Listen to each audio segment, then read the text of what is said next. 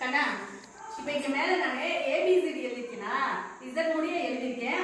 அப்ப அதற்கான எண்ணையும் எழுதிருக்கேன். இப்போ ஏனா 1, பினா 2, சினா 3 இப்படி எழுதி வச்சிருக்கேன். இப்போ கீழே டிசிப்ளின் அப்படிங்கிற ஒரு வேர்டு எழுதிருக்கேன். இப்ப இந்த லெட்டர் கூடிய எண்ணை எடுத்து எழுதலாம். எழுதலாமா? டிக்கு என்னமா? ஐக்கு 9, எஸ்க்கு 19, ஓகே, சிக்கு 3, ஐக்கு 9, பிக்கு 16, எங்க கண்ணா? 16, ஓகே, எல்க்கு 12, ஐக்கு 9, கரெக்டா சொல்லிருங்க. எண்ணுக்கு 14, ஈக்கு 5. இப்ப என்ன பண்ணணும்னா இந்த எண்களை முழுசும் நம்ம கூட்ட போறோம். கூட்ட சொன்னேனா?